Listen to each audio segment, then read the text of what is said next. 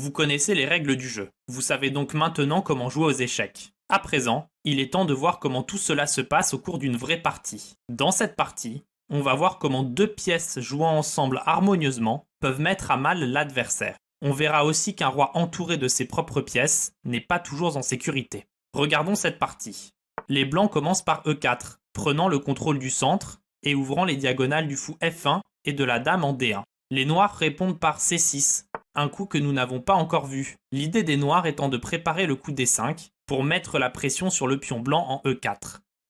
Les blancs jouent D4, renforçant le contrôle du centre et ouvrant la diagonale du fou C1. Les noirs contre-attaquent le centre blanc avec D5, menaçant de capturer le pion en E4. Lorsqu'une de nos pièces est attaquée, il est normal de s'inquiéter. Rappelez-vous que ce n'est pas un problème de faire un échange équitable.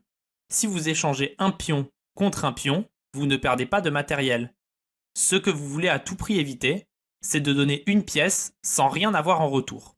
Dans cette position, les blancs peuvent pousser leur pion avec le coup E5, ils peuvent aussi capturer le pion en D5. Ou, comme dans la partie, ils peuvent protéger le pion et développer une pièce avec cavalier C3. Après D prend E4, cavalier prend E4, le cavalier a récupéré le pion en se centralisant. Les noirs répondent maintenant par cavalier BD7, développant une nouvelle pièce et préparant leur prochain coup cavalier GF6. Si les blancs venaient à manger le cavalier en F6, les noirs pourraient alors à présent reprendre avec le cavalier D7, comme ça. Le point négatif avec ce coup est que le fou en C8 est maintenant enfermé. Notez aussi que le roi E8 n'a plus de coup. On verra plus tard dans la partie si cela pose problème. Les blancs continuent leur développement par fou C4, plaçant le fou sur une bonne diagonale. Et, comme vous le savez, il a un œil sur le pion mal protégé en F7.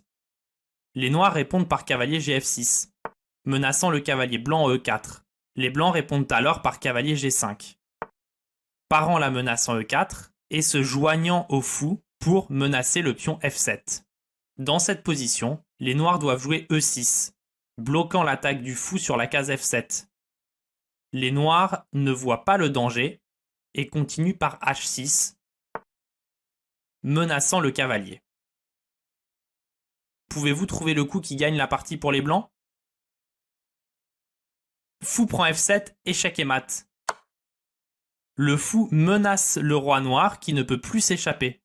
Il est enfermé par ses propres pièces. On peut aussi dire qu'il est étouffé. Vous avez beaucoup appris depuis votre première leçon. Il est temps pour vous de tout revoir avant de vous attaquer à la série des vidéos cavaliers.